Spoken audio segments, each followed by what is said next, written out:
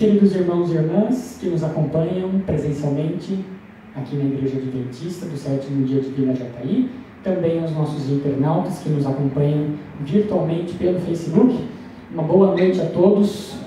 Espero que todos tenham tido um excelente restante de sábado e um bom dia de domingo. Que alegria vê-los aqui na casa de Deus, para juntos adorarmos, louvarmos e aprendermos um pouco mais do que Deus nos deixou em sua maravilhosa palavra. Agradeço a Deus pela oportunidade de estar aqui, agradeço também à irmã Maria Castro pelo convite, e hoje nós vamos estudar o tempo de tardança, o tempo de demora, o tempo de atraso, o tempo de espera que aconteceu no movimento milerita.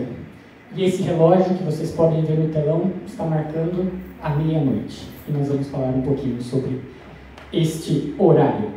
Então, para iniciarmos então os nossos estudos, convido a todos a juntos lermos o conteúdo das 3 mensagens angélicas que estão no capítulo 14 de Apocalipse. Apocalipse 14, a partir do versículo 6.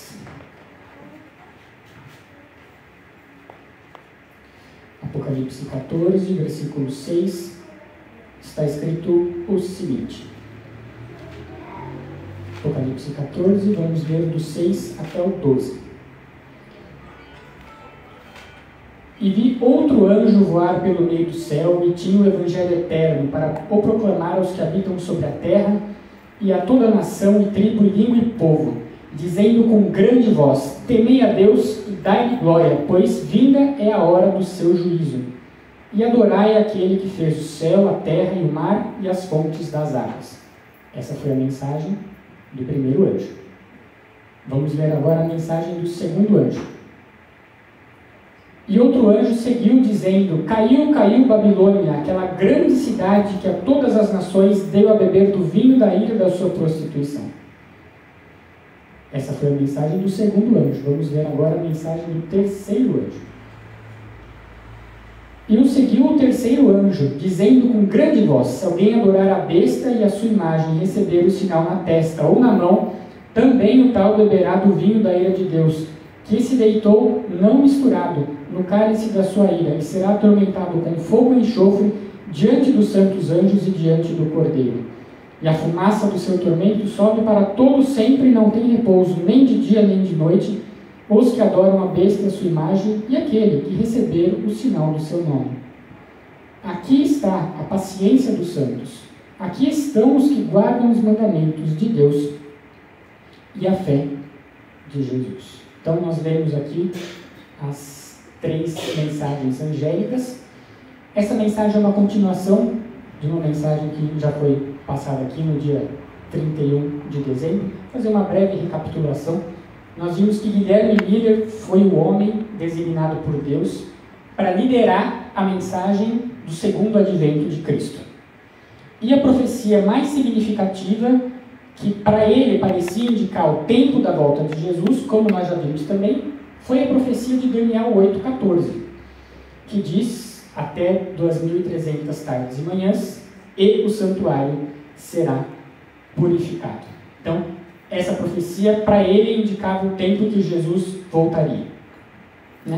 Preocupado com o juízo iminente de Deus, ao final das 2.300 tardes e manhãs, ele passou a anunciar a primeira mensagem angélica: temei a Deus e dai-lhe glória, pois é chegada a hora do seu juízo, e adorai aqueles que fez o céu, a terra, o mar e as fontes das águas. Ele cria, então, que no final das 2.300 tardes e manhãs, Jesus voltaria a essa terra e a purificaria de todo o mal. Por isso, então, ele passou a pregar essa primeira mensagem angélica. Além da Bíblia, hoje nós vamos ler também alguns textos desse livro aqui, O Grande Conflito, que é o livro missionário de 2023 e de 2024. É um livro que você encontra à frente do seu banco. Se você não tem o livro, você pode levar para casa. Se você conhece alguém que gostaria de ter esse livro, ou que precisa ler esse livro, leve-o também para casa. É um presente da Igreja Adventista para você. Vamos entender então quando teve início a pregação da primeira mensagem angélica. Vamos abrir o livro Grande Conflito, na página 153. Miller começou a pregar a primeira mensagem angélica. Quando?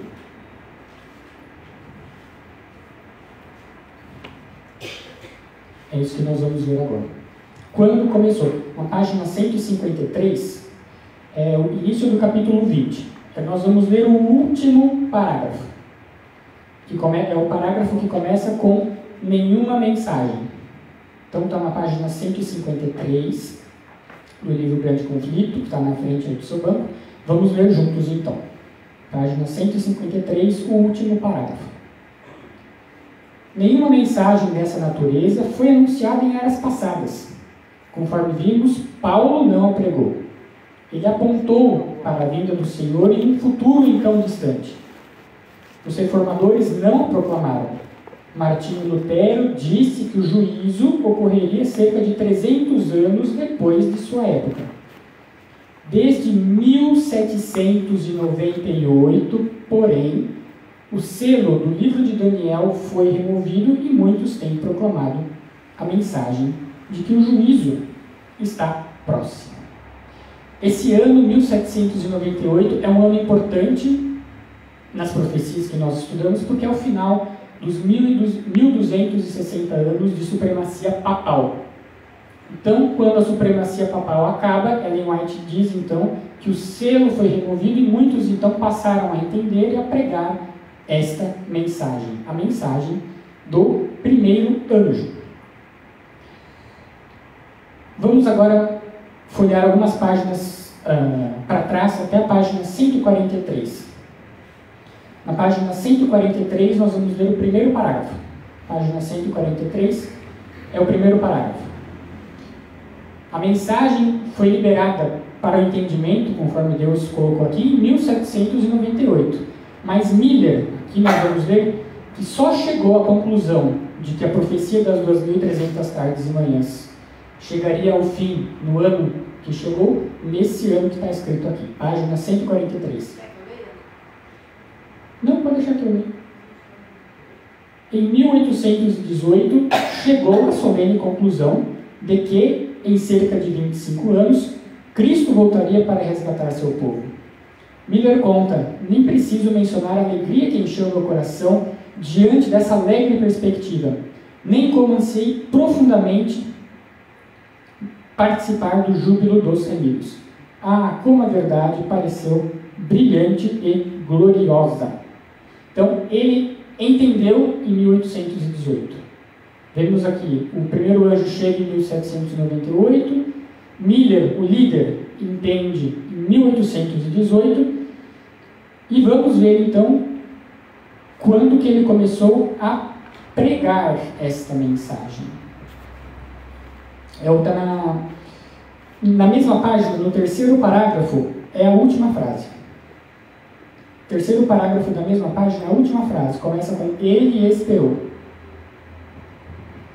Ele esperou 9 anos e o fardo pesava cada vez mais em seu coração, até que em 1831, pela primeira vez, ele expressou publicamente a razão de sua fé.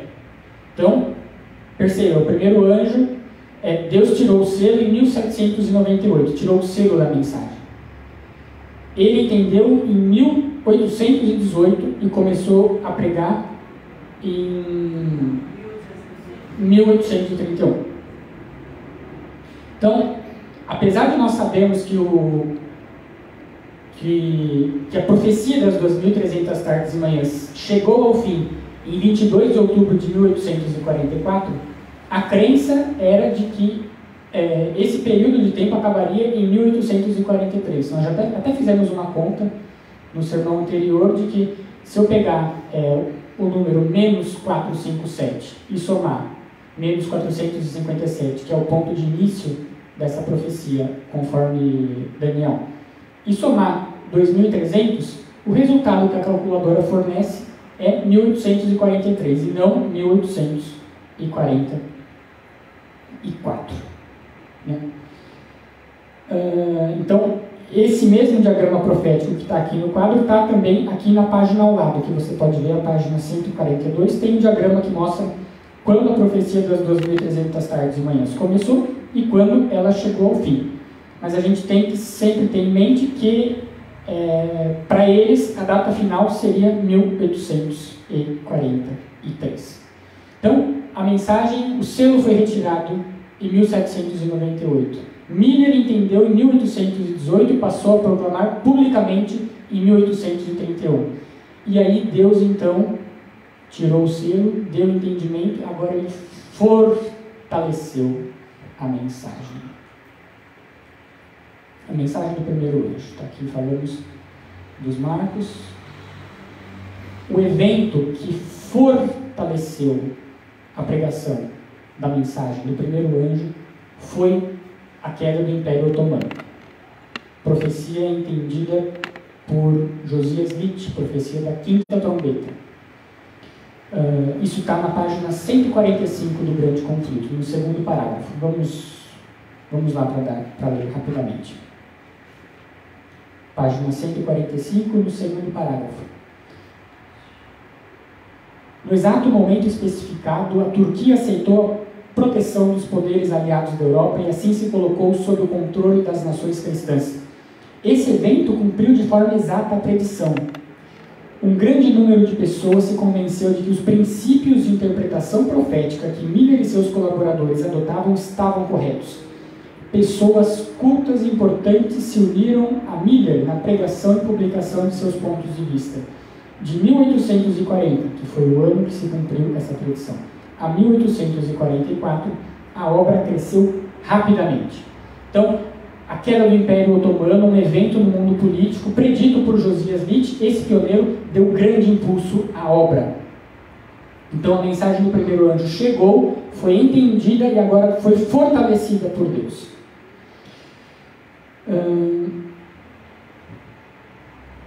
Vamos prosseguir então.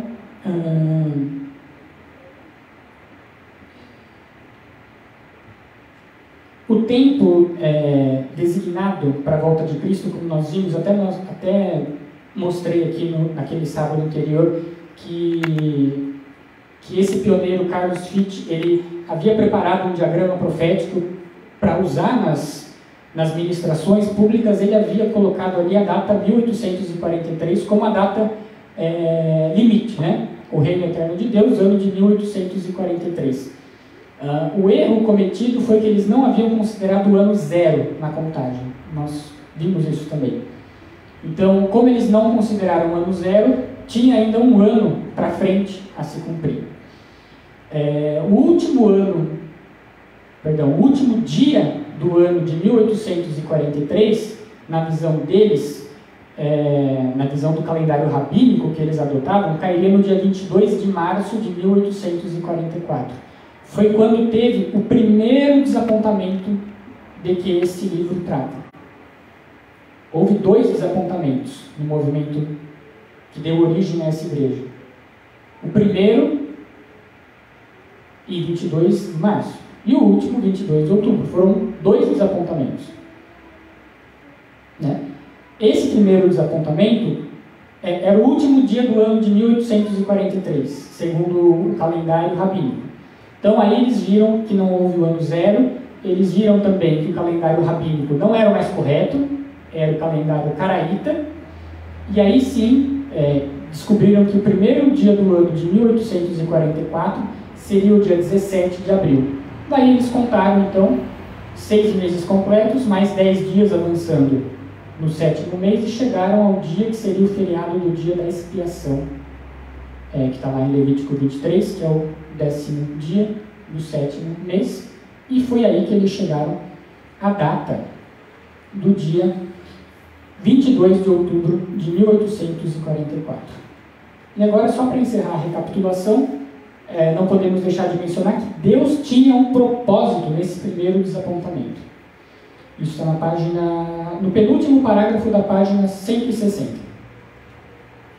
Na página 160, no penúltimo parágrafo, está escrito o seguinte: Deus desejava provar seu povo, sua mão cobriu um erro no cálculo dos períodos proféticos. O momento de expectativa, isto é, que Cristo voltaria na primavera de 1844, então primavera lá nos Estados Unidos não é primavera aqui no Brasil, primavera nos Estados Unidos é no começo do ano. Então está falando aqui dessa decepção que aconteceu em março, e não da decepção de outubro. Então, que Cristo voltaria na primavera de 1844, passou e Jesus não voltou. Aqueles que aguardavam o Salvador sentiram amargo desapontamento. No entanto, Deus estava provando o coração daqueles que afirmavam estar aguardando sua vinda. Muitos haviam agido por medo. Tais pessoas declararam que nunca tinham acreditado que Cristo viria. Estiveram entre os primeiros a ridicularizar a tristeza dos verdadeiros fiéis. Essa passagem é semelhante à saída do povo do Egito. O povo de Israel saiu do Egito, mas outro povo saiu junto com o povo de Israel. Um povo que foi movido por curiosidade, por medo, por querer se livrar de Faraó. Então aqui Deus purificou o movimento. Essa decepção serviu para purificar o movimento. Poucos então continuaram seguindo nos estudos da Bíblia para ver o que havia acontecido. É importante destacar também que o trabalho de Miller e de seus associados não tinha como objetivo fundar uma nova igreja. O objetivo dele era trabalhar com as igrejas existentes. Ele acreditava que, como as igrejas se denominavam cristãs, ficariam felizes ao receber as boas novas do iminente retorno de Cristo. Então, isso está na página ao lado. Na página 161, na primeira, segunda, terceira, na quinta linha. Página 161, na quinta linha. Eles não fizeram nenhuma tentativa de converter as pessoas a uma seita. Trabalhavam em meio a todos os grupos e denominações. Mas o tempo, 22 de março, chegou e Jesus não voltou. Começou então o que eles entenderam ser o tempo de tardança do noivo, o tempo de atraso, o tempo de espera. 3 passagens bíblicas chamaram a atenção do grupo que estava estudando. A primeira delas está em Ezequiel 12. Ezequiel 12. Foram as mensagens em que eles acharam conforto diante da primeira decepção. Ezequiel 12, versículo 25. Ezequiel 12, 25. Porque eu, Senhor, falarei, e a palavra que eu falar se cumprirá. Não será mais retardada, porque em vossos dias, ó casa rebelde, falarei uma palavra e cumprirei, diz o Senhor Jeová. Deus falou então que ele não mais atrasaria o cumprimento da profecia. Essa foi uma das passagens em que eles acharam conforto. A próxima passagem em que eles acharam conforto está em Abacuque, capítulo 2. Vamos para Abacuque, lá no final do Antigo Testamento.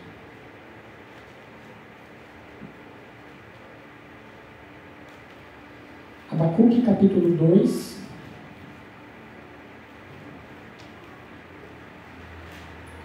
Vamos lá.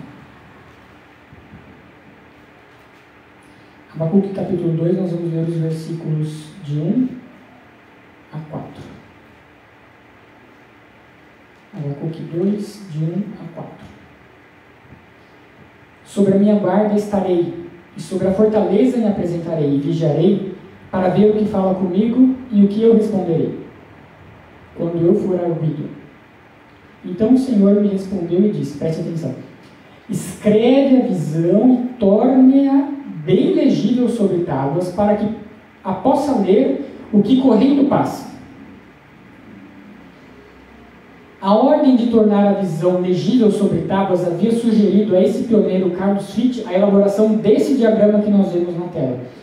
O movimento millerita considerou esse diagrama como cumprimento dessa profecia. O que eles não haviam percebido é que a mesma profecia que ordenava tornar a visão clara sobre tábuas também falava de um tempo de atraso, que nós vamos ver a seguir. Versículo 3. Porque a visão é ainda para o tempo determinado, e até ao fim falará, e não mentirá. Se tardar, espera-o, porque certamente virá, não tardará. Esse tempo de atraso foi ocasionado não porque Deus atrasou o cumprimento de sua palavra, mas porque eles haviam entendido errado quando se acabaria o período das 2.300 tardes e manhãs. Foi isso que gerou esse tempo de atraso. E aí, não podia deixar de mencionar o versículo 4, é um versículo muito famoso, mas que está inserido logo a seguir aqui. Eis que a sua alma se incha, não é reta nele, mas o justo, pela sua fé, viverá. Esse versículo faz parte de Abacuque 2, o texto usado pelos nossos pioneiros. Mas a profecia mais significativa, que ilustrou o movimento pelo qual eles passaram, foi a parábola das 10 virgens. Vamos então para Mateus capítulo 25. Mateus capítulo 25, a parábola das 10 virgens.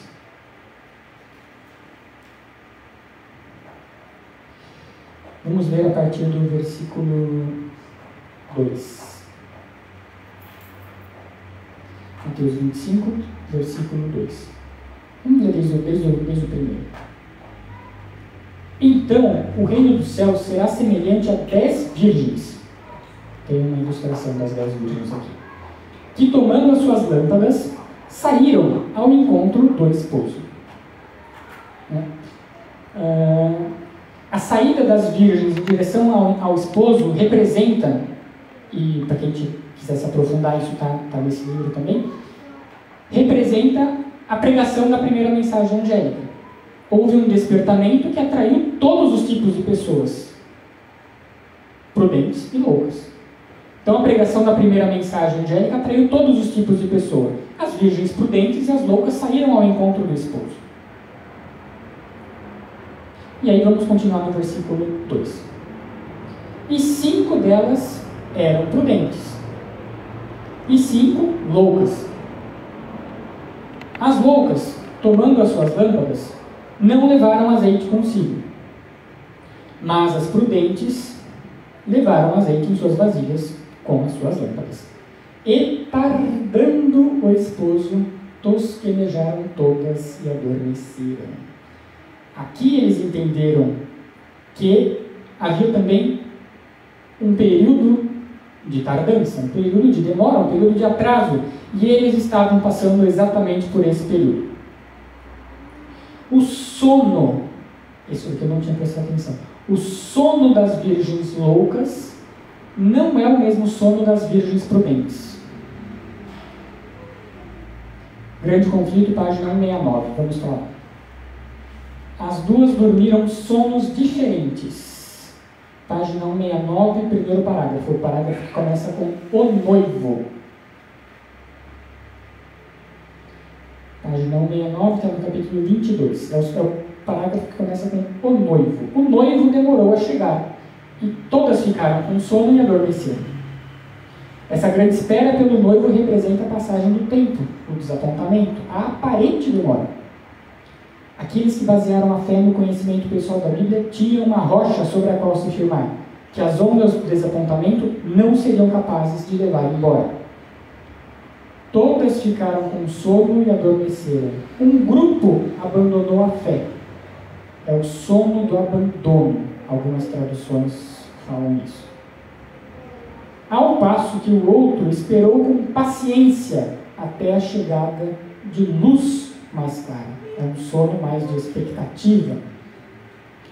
Os superficiais não poderiam mais se apoiar na fé dos outros. Cada um deveria permanecer em pé ou cair por conta própria. Muito bem. Então, nós vamos agora entender. Eles entenderam que eles estavam no período de tardança e nós vamos agora ver o que aconteceu nesse período. quais foram os eventos que ocorreram entre o primeiro desapontamento e a data real de cumprimento da profecia, que foi a data do segundo desapontamento. Nesse movimento de tardança, o movimento adventista começou a responder a algo que já vinha acontecendo com eles desde 1842. Resistência, oposição.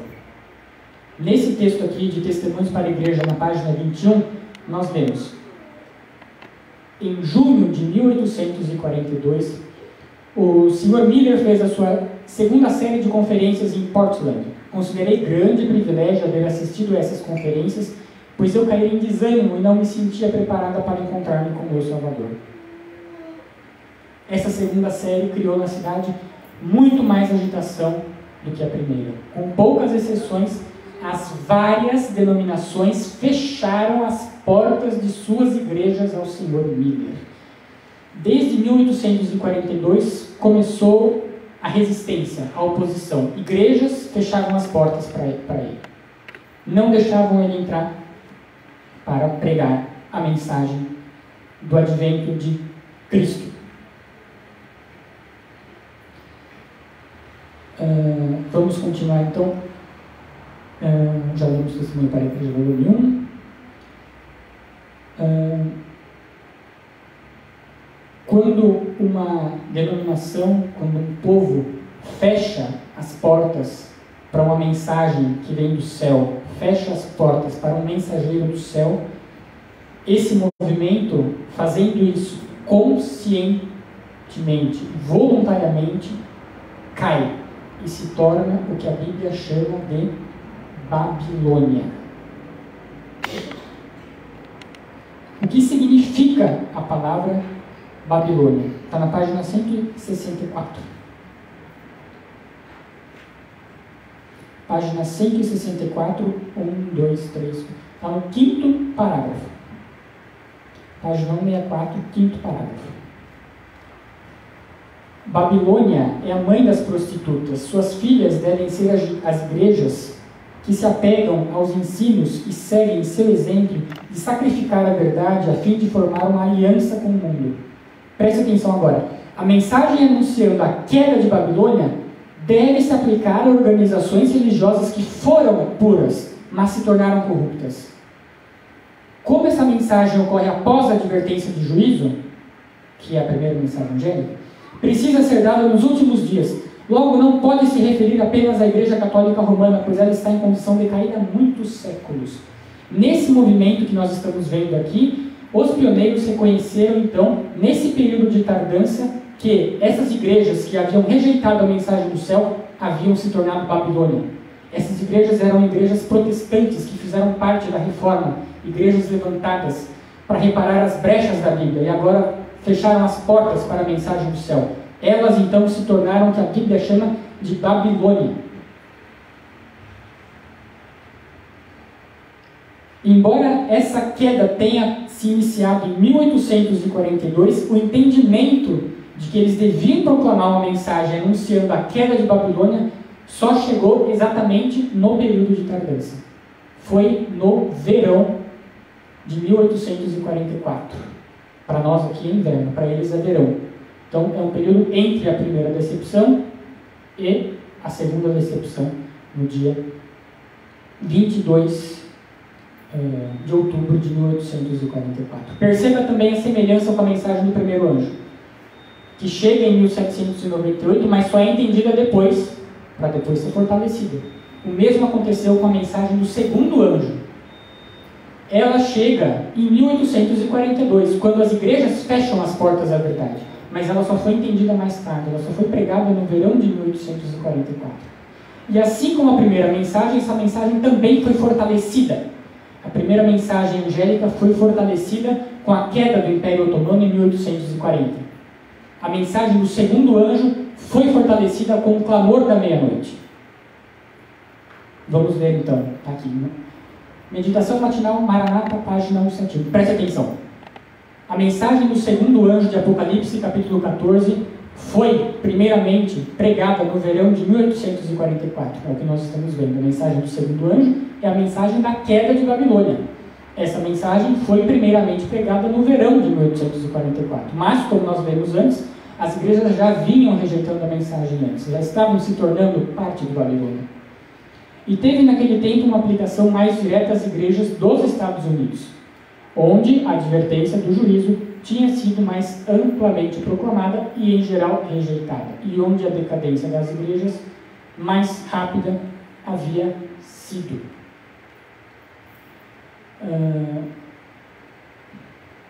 Primeiros Escritos, página 237 e 238, ali o parágrafo que começa com próximo. Próximo do final da mensagem do segundo anjo, viu uma grande luz do céu resplandecendo sobre o povo de Deus. Os raios desta luz pareciam brilhantes como o sol. Ouvi as vozes dos anjos clamando: eis o noivo, saí ao seu encontro. Este foi o clamor da meia-noite, que deveria dar poder à mensagem do segundo anjo. Então, da mesma forma, a primeira mensagem chega, ela é entendida, passa a ser pregada e depois Deus fortalece aquela mensagem. A segunda mensagem, de igual forma, chega, ela é entendida, passa a ser pregada e agora Deus fortalece com o clamor da meia-noite. O clamor da meia-noite veio como resultado do entendimento de quando realmente a profecia iria se cumprir.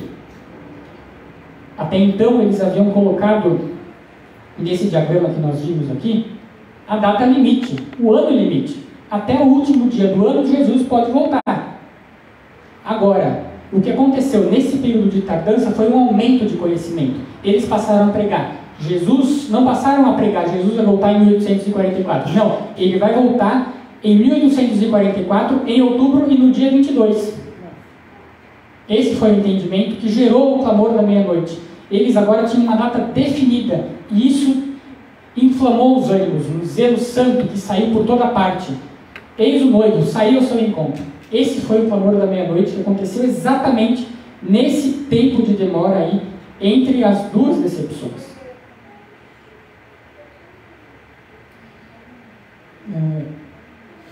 Bem, mais uma vez então, chegou o dia do cumprimento e Jesus não apareceu. Houve aí então a segunda decepção.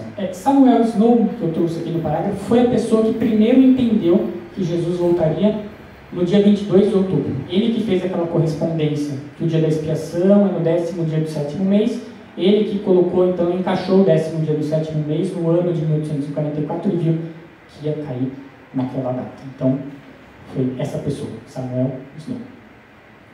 Então, o dia chegou e Jesus não voltou. Foi aí que aconteceu a segunda decepção, que é a mais famosa, a decepção do dia 22 de outubro de 1844.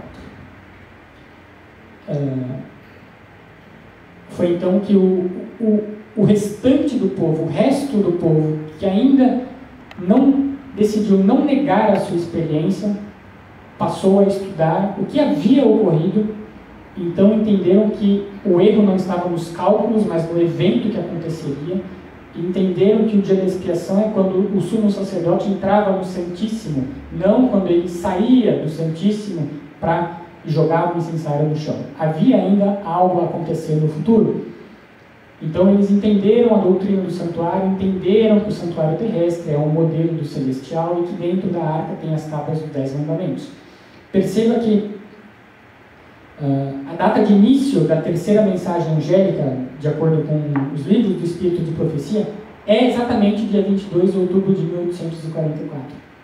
Mas assim como aconteceu com a segunda mensagem, com a primeira mensagem, ela não foi entendida logo na hora.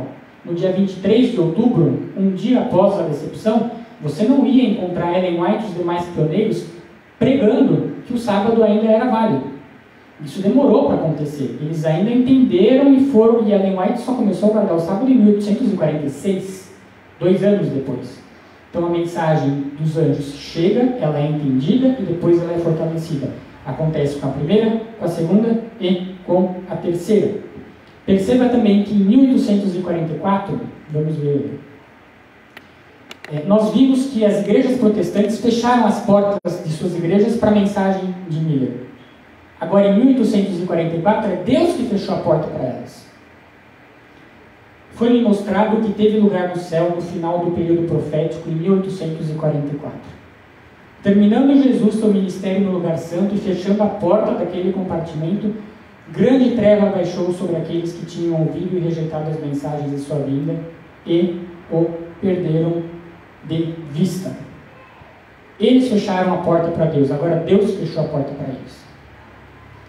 E, para encerrar, existe um texto da Bíblia em Gênesis que ilustra a mensagem do segundo anjo.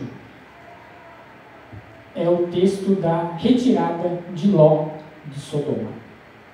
É um texto que coincide, o que está nesse texto coincide muito com o que nós vimos aqui sobre a mensagem do segundo anjo. Vamos para Gênesis 19.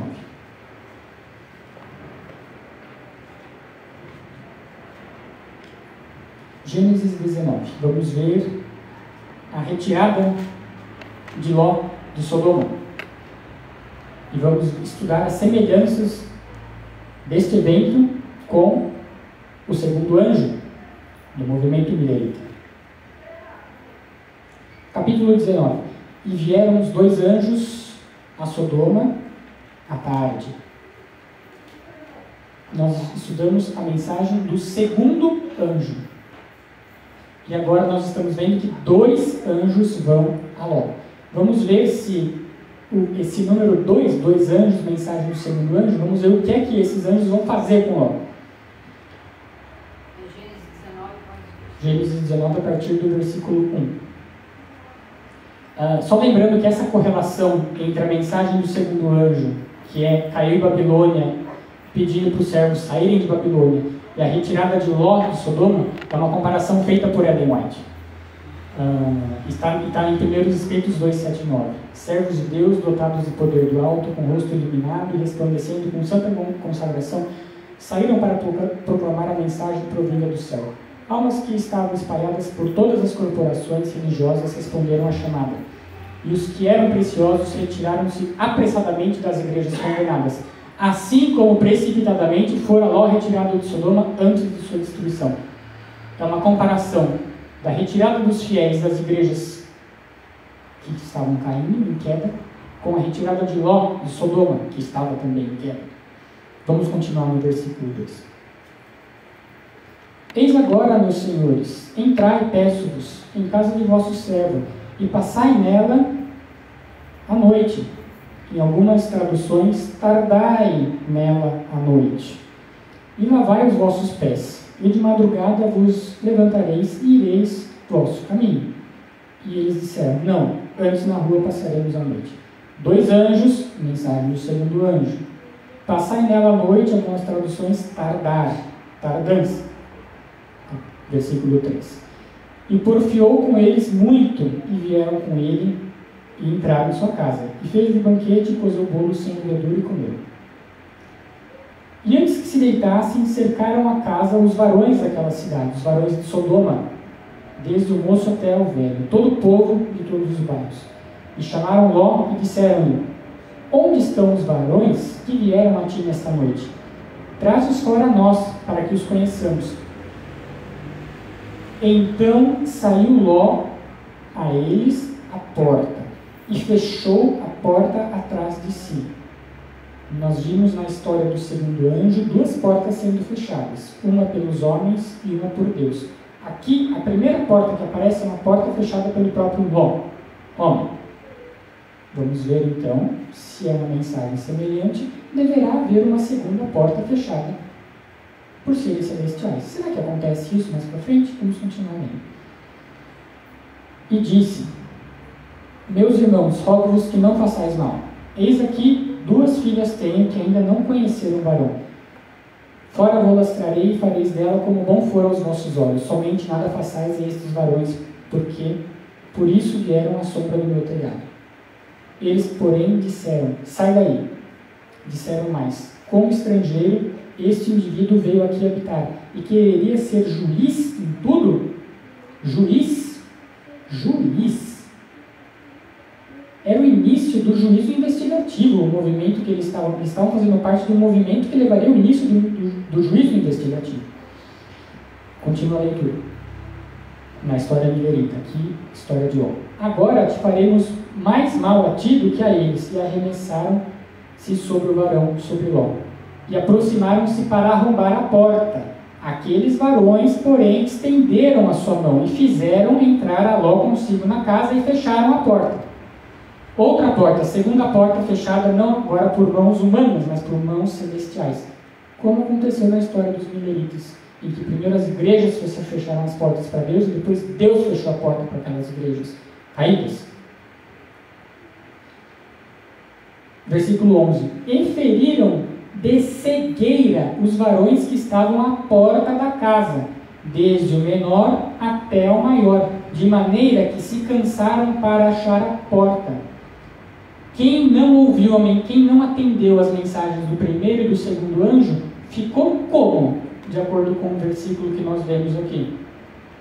Foi mostrado que teve lugar no céu no final do período profético em 1844.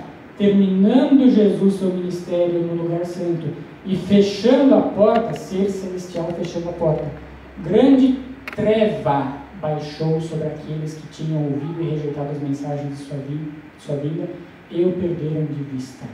É a mesma história em Gênesis, a mensagem do segundo anjo. Eles ficaram cegos tentando encontrar a porta, e aquele povo que ouviu e não atendeu, de igual modo, ficou em trevas.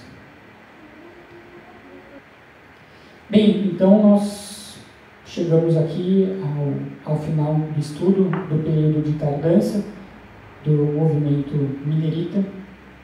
E os fatos, então, nós vimos que o que aconteceu no movimento de tardança foi o atraso, que não atrasou, mas foi um entendimento errado. O que aconteceu nesse período de tardança foi a pregação da segunda mensagem angélica, caiu da Babilônia, e também o clamor da meia-noite. Aí vem o esposo. Tudo isso porque eles chegaram, Deus derramou luz sobre a correta interpretação da profecia. Então, numa futura oportunidade, vamos continuar falando de mais experiências do movimento milerita e que nos estimulem a ler o livro O Grande Conflito. Então, que Deus abençoe a todos, desejo uma feliz semana.